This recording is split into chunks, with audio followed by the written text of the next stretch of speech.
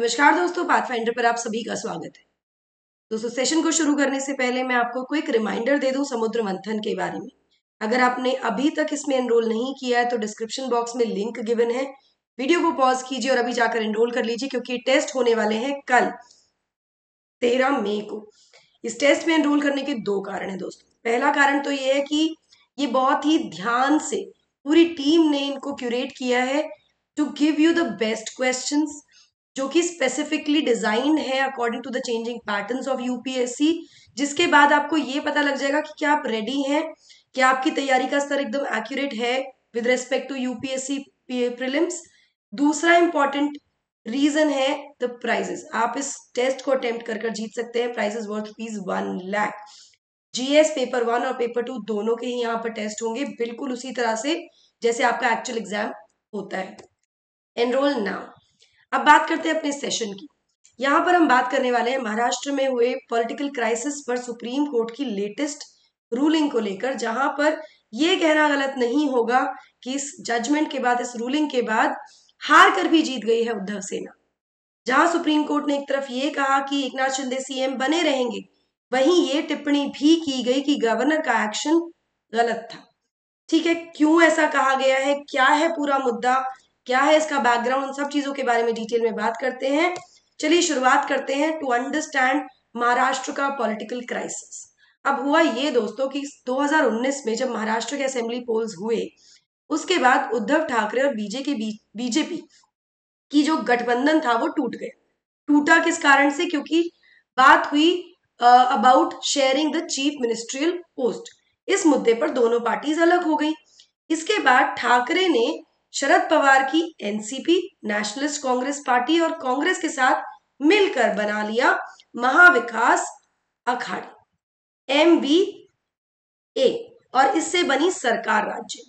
अब MVA government collapse हो गई पिछले साल, जब रिवोल्ट हुआ पार्टी में, एमवीए में। और रिवोल्ट किसके अगेंस्ट हुआ? बेसिकली शिवसेना के अगेंस्ट हुआ, उन्हीं के एक बहुत इंपॉर्टेंट लीडर एकनाथ शिंदे के द्वारा, जिनके साथ 39 और भी लेजिस्लेटर्स जुड़ गए। 30 जून को एकनाथ शिंदे महाराष्ट्र के सीएम बन गए with BJP leader Devendra Fadnavis as his deputy. मतलब एकनाथ शिंदे ने बीजेपी के साथ गठबंधन करके फिर से सरकार बना के ही बिकेम द सीएम। तो ये तो है बैकग्राउंड। अभी जो पूरी प्रक्रिया हुई ना, जहां एकनाथ शिंदे ने अपनी पार्टी से अलग होकर एक गठबंधन किया, फ्लो टेस्ट की बात आई, इन सब चीजों को लेकर बहुत सारी पिटिशन सुप्रीम कोर्ट के पास पेंडिंग थी, जिस संबंध में सुप्रीम कोर्ट ने कल यानी 11 मई को रिफ्यूज कर दिया कि किसी तरह का रिलीफ उद्धव ठाकरे को नहीं दिया जा सकता। उद्धव ठाकरे कैंप को in the former Shiv Sena chief battle against Eknath Shinde. Battle शुरू हो गया ना दोनों के बीच में। इस बैटल की आप मैग्नीट्यूड ये समझिए कि इलेक्शन कमीशन ने भी ये रूल कर दिया कि शिंदे फैक्शन जो है शिवसेना का, वो यूज कर सकता है शिवसेना का नाम और उनका फेमस बो एंड एरो का सिंबल। तो अब ग्रेविटी समझ रहे हैं, इसकी मैग्नीट्यूड समझ रहे हैं इसका, जिसकी वजह से सुप्रीम कोर्ट में पिटिशंस थी, जिस पर सुप्रीम कोर्ट ने फिलहाल तो मना कर दिया कि कोई इसमें हम ग्रांट मतलब कोई रिलीफ दे ही नहीं सकते हैं। ठीक है, नाउ शिंदे जो कि एक प्रोमिनेंट फिगर रहे हैं शिवसेना में अंडर उद्धव ठाकरे, उन्होंने रिवोल्ट किया था लास्ट ईयर, जैसा कि मैंने आपको बताया। उसके बाद उन्हें सपोर्ट मिला शिवसेना के मेंबर्स का, जो एमएलए थे उनका भी, and eventually he became the CM with BJP support. दूसरी तरफ है ठाकरे ग्रुप, साथ में है एनसीपी एंड कांग्रेस। ठीक है, ये आप याद रखिएगा। Now Thackeray subsequently resign. Thackeray ने इस पूरी, जब इन्होंने शपथ ले ली, उद्धव ठाकरे ने रिजाइन कर दिया और शिंदे चीफ मिनिस्टर बन गए with the support of BJP in the state. इसके बाद क्या हुआ है, सुप्रीम कोर्ट ने क्या क्या जस्टिफिकेशन दिए हैं रिलीफ ना देने के, गवर्नर के एक्शन को गलत क्यों बताया गया, इन सब चीजों के बारे में बात करते हैं। लेकिन ये इंफॉर्मेशन के बाद, ये इंफॉर्मेशन है अग्निपथ बैच के संबंध में, जो कि शुरू हो रहा है 1 जून को दोस्तों। अगर आप मेरा कोड यूज करते हैं NDLive10, तो आप एनरोल कर सकते हैं इस बैच में at this very very cost effective price, जहां पर आपको 900 से ज्यादा घंटे की live classes, prelims, mains, interview की coverage, complete coverage, test series prelims और मेंस की, mains mentorship, interview guidance programme, सब कुछ मिलेगा। यहाँ पर एक फॉर्म आपको दिया गया डिस्क्रिप्शन बॉक्स में, उसका लिंक आपको दिया गया। अपनी जो भी क्वेरीज है, जो भी कंफ्यूजन है, जो भी डाउट्स है, उस फॉर्म में आप बता सकते हैं, हमारी टीम आपसे कनेक्ट करेगी एंड आपके प्रॉब्लम्स को रिजॉल्व कर दिया जाएगा। डिस्क्रिप्शन बॉक्स में दिया हुआ है, ठीक है, अभी जाके फिल भी कर सकते हैं आप। चलिए अब देखते हैं इस पूरे मुद्दे में ऑनरेबल सुप्रीम कोर्ट ने कहा क्या। तो यहाँ पर कोर्ट ने थर्सडे यानी कल कहा कि रिलीफ तो नहीं दिया जा सकता ठाकरे को अब, क्योंकि उन्होंने रिजाइन कर दिया। रिलीफ दिया जा सकता था अगर ठाकरे ने रिजाइन नहीं किया होता और फ्लोर टेस्ट फेस किया होता। फ्लोर टेस्ट के बारे में बात की गई थी गवर्नर के द्वारा। ऐसा होता है जनरली ना, जब हम अगर पॉलिटिकल स्ट्रक्चर समझें या लेजिस्लेचर समझें, तो जब कोई रूलिंग पार्टी के पास मेजोरिटी नहीं होती या कोई रूलिंग पार्टी ऐसी होती है, जब आपको सरकार चलाने के लिए एक पार्टी को मेजोरिटी चाहिए होती है सदन, अगर वो मेजोरिटी लग रहा है कि मिसिंग है तो ऑपोजिशन पार्टी नो कॉन्फिडेंस ले आती है। और उसके बाद अगर हम स्टेट की बात करें तो गवर्नर फ्लोर टेस्ट की बात करते हैं, अगर हम देश की बात करें, पार्लियामेंट की बात करें, लोकसभा में बात करें, तो वहां पर भी प्रेसिडेंट के द्वारा क्या होता है, फ्लोर टेस्ट होता है कॉन्फिडेंस मोशन के अगेंस्ट, है ना, कि भाई आप प्रूव कर दीजिए मेजोरिटी, उसको फ्लोर टेस्ट बोलते हैं। यहाँ पर गवर्नर के लिए कहा गया कि गवर्नर को फ्लोर टेस्ट के लिए नहीं बोलना चाहिए था, क्योंकि उद्धव ठाकरे ने रिजाइन किया है। गवर्नर जस्टिफाइड थे in calling Eknath Shinde in forming the government, though he should not have asked for the trust vote कि फ्लोर टेस्ट कीजिए, प्रूव कीजिए मेजोरिटी, लेकिन उद्धव ठाकरे ने रिजाइन कर दिया। जब एक तरह से रेजिग्नेशन ही आ गया है सीएम का, तो पूरा का पूरा काउंसिल ऑफ मिनिस्टर्स ही चला जाएगा। सरकार बनेगी तो जिसके पास मेजोरिटी होगी उसको बुलाया जाएगा, जैसा कि गवर्नर ने किया यहाँ पर, एकनाथ शिंदे को बुलाया सरकार बनाने के लिए। तो यहाँ पर तो ये जस्टिफाई हो गया आफ्टर द रेजिग्नेशन, ये कहा ऑनरेबल सुप्रीम कोर्ट ने। यहाँ पर एक यूनानिमस वर्डिक्ट के द्वारा बैच जो थी सुप्रीम कोर्ट की, जो ब्रांच बेंच थी, उसने जब ये बैच ऑफ प्लीज सुनी ना related to the political crisis, जिससे महाविकास अखाड़ी AVA की गवर्नमेंट जो गिर गई थी, जिसको लीड कर रहे थे ठाकरे, आफ्टर दी एकनाथ शिंदे का जो रिवोल्ट हुआ था उनके पूरे फैक्शन का, मतलब उनका जो पूरा ग्रुप था विद दी MLAs, 5 जज जो कॉन्स्टिट्यूशन बेंच है जिसको हेड कर रहे थे हमारे chief justice of India DY Chandrachud, और यहाँ पर थे justice MR Shah, Krishna Murari, Hima Kohli and PS Narasimha. इन्होंने कहा कि वो इस रेजिग्नेशन को क्वॉश नहीं कर सकते। ये बैच ऑफ पिटिशंस गई ऑनरेबल कोर्ट के समक्ष इस पूरे मुद्दे में। अल्टीमेटली बेंच ने कहा कि हम इस रेजिग्नेशन को क्वॉश नहीं कर सकते। हाँ, अगर ठाकरे ने रिजाइन नहीं किया होता तो शायद सुप्रीम कोर्ट ने उनको रीइंस्टेट कर दिया होता, लेकिन सुप्रीम कोर्ट के पास इस रेजिग्नेशन को क्वॉश करने की पावर नहीं, उसको खारिज नहीं किया जा सकता क्योंकि आपने खुद से रिजाइन कर दिया। साथ में कोर्ट ने यह भी कहा कि जो स्पीकर का डिसीजन था, जिसमें उन्होंने भरत गोगावले जो कि शिंदे ग्रुप के थे उसको विप बना दिया था शिवसेना का, वो भी इलीगल था, वो भी गलत था। यहाँ पर उन्होंने कहा कि जो स्पीकर है, अब 2 विप्स आ गई ना, यहाँ पर 2 फैक्शन बन गए, तो 2 विप हुई, जहां पर जो शिंदे ग्रुप की विप है उसको माना गया विप।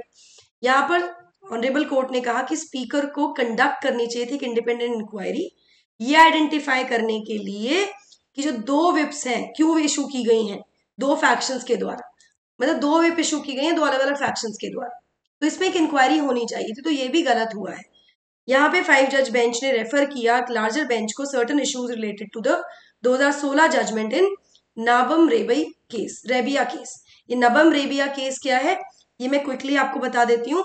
तो Nabam Rebia and Bamang Felix versus deputy speaker, Arunachal legislative assembly 2016 का ये केस है, जहां पर सुप्रीम कोर्ट ने ये रूलिंग दी थी, ये रूल किया था कि ये संवैधानिक रूप से इम्परमिसिबल है किसी भी स्पीकर के लिए सदन के, मतलब जो भी प्रिसाइडिंग ऑफिसर की पोजीशन पर है उसके लिए, कि वो एजुकेट करे डिसक्वालिफिकेशन पिटिशंस पर upon the under the anti defection law as per 10th schedule, जब एक मोशन ऑफ रेजोल्यूशन, एक मोशन ऑलरेडी आया हुआ है उनके खुद के रिमूवल का from the office of speaker, वो पेंडिंग है। सिंपल भाषा में समझाऊं तो एंटी डिफेक्शन कानून के तहत जो शेड्यूल 10 में दिया गया है उसके तहत speaker is the final authority to decide upon the disqualifications, वो एजुकेट करते हैं। लेकिन अकॉर्डिंग टू दिस रूलिंग अगर स्पीकर का ही रिमूवल का रेजोल्यूशन चल रहा है, वो पेंडिंग है, उस पर कार्रवाई चल रही है, तो ऐसे में स्पीकर इस डिस्क्वालिफिकेशन को एजुकेट नहीं कर सकते हैं। This is the base of Shinde faction. ये उनके पास हथियार था, मैं कहूंगी, जहां पर उन्होंने इसको बार बार रखा और कहा कि स्पीकर में डिस्क्वालीफाई कर ही नहीं सकते, जिसकी वजह से डिस्क्वालिफिकेशन नहीं हुआ and Eknath Shinde became the CM, नहीं तो डिस्क्वालिफिकेशन हो जाता। This is what is being mention या साइट किया गया इसको। ये बहुत इंपॉर्टेंट है, इसको याद रखिएगा। नाउ गवर्नर के बारे में, रोल ऑफ गवर्नर के बारे में क्या कहा कोर्ट ने? तो on the role of government, उस समय के जो महाराष्ट्र गवर्नर थे भगत सिंह कोश्यारी जी, बेंच ने कहा कि गवर्नर के पास कोई भी ऑब्जेक्टिव मटेरियल था ही नहीं in calling for floor test in the political crisis. कोई ऑब्जेक्टिव मटेरियल नहीं था। उसके पीछे का रीजन क्या है? टॉप कोर्ट यानी ऑनरेबल सुप्रीम कोर्ट ने कहा कि महाराष्ट्र के गवर्नर के द्वारा यहाँ पर एक गलती हुई है। He was mistaken in concluding कि Uddhav Thackeray has lost the majority in the house, कि उनके पास बहुमत नहीं है। यहाँ एक छोटा सा बैकग्राउंड आपको बताती हूँ कि कुछ जो एमएलए थे ना महाराष्ट्र असेंबली के, वो गवर्नर के पास पहुंचे थे सिक्योरिटी इशू को लेकर, कि उनकी सिक्योरिटी को खतरा है। ये एक इशू हुआ था। ये थोड़ा सा बैकग्राउंड है, अगर आपने पूरा क्राइसिस देखा तो आपको पता होगा।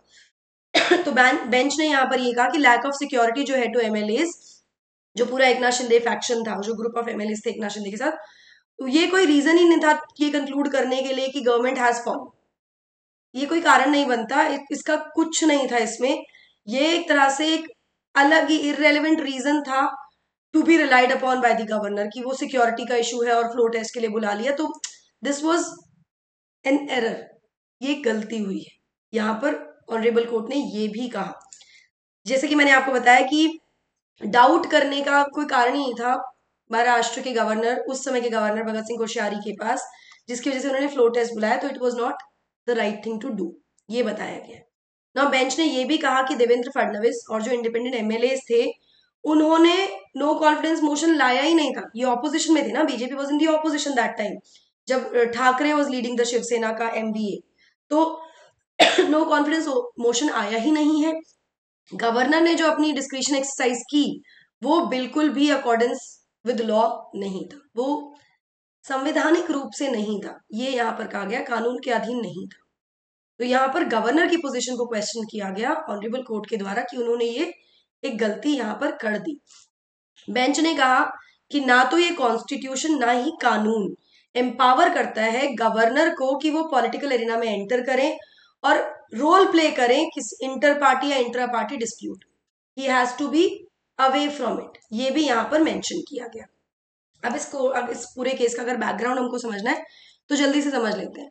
सुप्रीम कोर्ट इसकी जो ये हियरिंग्स थी वो सुन रहे हैं जून 2022 से, जहां पर एक बैच ऑफ पिटिशंस फाइल की जा रही हैं by the leaders from both Thackeray and Shinde faction. दोनों ही ग्रुप से पिटिशंस गई हैं, जहां शिंदे कैंप ने चैलेंज कर दिया था जून 21 का जो डिसीजन था assembly deputy speaker Narhari Zirwal का, जो कि एनसीपी के हैं, ठीक है, recognising Ajay Chaudhari as the leader of Shivsena legislature party in place of Shinde. मतलब शिंदे को डिस्क्वालीफाई करके किसी और को leader of Shivsena legislative party का लीडर चुनना, इसको क्वेश्चन किया गया। ना शिंदे ये वो है जिन्होंने रिबेल किया ठाकरे के अगेंस्ट, और वो सूरत चले गए थे कुछ एमएलए को लेकर, वो बैकग्राउंड आपको याद होगा। यहाँ पर शिंदे कैंप ने इस डिसीजन को डेप्यूटी स्पीकर के इलीगल कहा और गैर संवैधानिक कहा, और कहा कि जो एक्शन लिया गया ये बायस के बेसिस पर लिया गया, ये सही एक्शन नहीं था। इस प्ली ने जो शिंदे फैक्शन ने डाली, उसने चैलेंज किया डिस्क्वालिफिकेशन नोटिस को भी, जो जिरवाल ने सर्व किए थे शिंदे और उनके 15 जो सपोर्टिंग एमएलए थे उनको 25 जून को, क्योंकि उन्होंने एक पार्टी मीटिंग अटेंड नहीं की थी जो कन्वीन की गई थी उस समय चीफ मिनिस्टर ठाकरे के द्वारा। इसको भी चैलेंज किया गया। यहाँ पर रिबेल्स को 48 घंटे का समय दिया गया था रिस्पॉन्ड करने के लिए बाय दी डेप्यूटी स्पीकर, ठीक है। इस पूरे मुद्दे में रिलाइंग ऑन नवम रेबिया केस, शिंदे कैंप ने आर्ग्यू किया कि जिरवाल तो इस तरह से एक्ट ही नहीं कर सकते डिस्क्वालिफिकेशन पिटिशन पे अगेंस्ट द 16 एमएलएज, जब एक नोटिस है for a resolution seeking his own removal of pending. जो मैंने आपको अभी केस में बताया कि अगर स्पीकर या जो प्रिसाइडिंग ऑफिसर है उनके अगेंस्ट डिस्क्वालिफिकेशन का रेजोल्यूशन पेंडिंग है, तो वो एंटी डिफेक्शन के तहत डिस्क्वालिफिकेशन पिटिशन पर एक्ट नहीं कर सकते हैं। ये रूलिंग है सुप्रीम कोर्ट की। तो यहाँ पर ये भी साइट किया गया। इस पूरे रिस्पॉन्स में, इस पूरे जो चैलेंजेस किए गए, जो भी कहा गया, जिरवाल ने कोर्ट को कहा कि जो नो कॉन्फिडेंस मोशन था अगेंस्ट हिम, उनके खिलाफ जो था वो रिजेक्ट हो गया था क्योंकि वो जेन्युइन नहीं था, और इस नोटिस को इसकी जो इम्पैक्ट है या इसकी जो वेरासिटी है उसको असर्टन नहीं किया जा सकता। तो उन्होंने अपना जस्टिफिकेशन यहाँ पर दिया। इसके बाद 27 जून को, ये मैं आपको बैकग्राउंड बता रही हूँ, 27 जून को एक bench of justice Suryakant and JB Pardiwala, उन्होंने एक्सटेंड कर दिया अंटिल 12 जुलाई।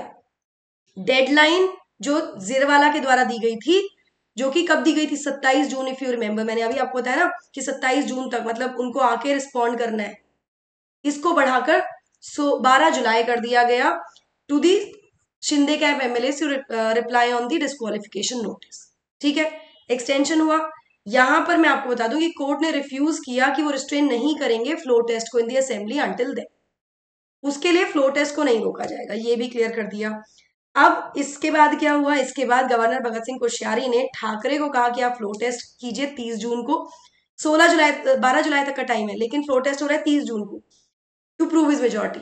यहां पर उद्धव ठाकरे ने फ्लोर टेस्ट में जाने से पहले ही अपना रेजिग्नेशन दे दिया, जिसके बाद एकनाथ शिंदे को अपॉइंट कर लिया गया एज द न्यू, मतलब he was sworn in as the new chief minister of Maharashtra 30 जून को। 29 जून को ही ठाकरे ने अपना रेजिग्नेशन दे दिया था, फ्लोर टेस्ट पर वो गए ही नहीं। तो ये है इसका पूरा बैकग्राउंड, जिसके बाद ये चल रहा था कि क्या किया जाए क्या ना किया जाए। जिस पर सुप्रीम कोर्ट ने अब ये कहा है कि भाई अगर आपने रिजाइन नहीं किया होता तो आपको रीइंस्टेट किया जा सकता था, क्योंकि गवर्नर का एक्शन गलत था, लेकिन क्योंकि आपने रिजाइन कर दिया तो अब इसमें कुछ नहीं हो सकता, एकनाथ शिंदे ही सीएम बने रहेंगे। This was the entire issue. I hope आपको ये समझ में आया हो दोस्तों। क्विकली मैं आपको बता देती हूँ अग्निपथ के टेस्ट सीरीज के बारे में, जो प्रीलिम्स के लिए होने वाली है, ये सब आपको मिलने वाला है। 15 जून से शुरू होगी, कोड आपको यूज करना है एनडी लाइव 10 दोस्तों। इसी के साथ मेंस टेस्ट सीरीज भी हम लेकर आए हैं, कोड होगा एनडी लाइव 10, जहां पर आपकी कंप्लीट तैयारी होगी, इंप्रूव किया जाएंगे, आपको आंसर्स सब तरीके अपनाए जाएंगे। This is team path finder, जो आपके लिए पूरी तरह डेडिकेटेड है आपके प्रीलिम्स को लेकर। हिंदी मीडियम के बच्चों के लिए path finder both Hindi batch शुरू हो रहा है 2024 के लिए 15 जुलाई से। ये होगी फीस उसकी भी। एनरोल करने के लिए अगेन आपको सिर्फ मेरा कोड यूज करना है एनडी लाइव 10। पर्सपेक्टिव से आप जुड़ सकते हैं हमारे साथ। इसी के साथ आप सब्सक्राइब कर सकते हैं हमारे सभी चैनल्स को, यहाँ पर आप स्कैन कर लीजिए, ये सारे चैनल्स की डिटेल्स आपको मिल जाएंगी, डिस्क्रिप्शन बॉक्स में डिटेल्स हैं। इसी के साथ साथ कोई भी क्वेरी कंफ्यूजन है तो डिस्क्रिप्शन बॉक्स में एक फॉर्म गिवन है, वहां पर आप अपनी डिटेल्स फिल करके टीम को रीच आउट कर सकते हैं, आपको आपसे कनेक्ट किया जाएगा और आपकी क्वेरीज को रिजॉल्व किया जाएगा। That's it from my side. I hope you like the session. Don't forget to like, share and subscribe to the channel, and also hit the bell icon so that you get notifications about latest updates. Thank you so much. God bless. Take care.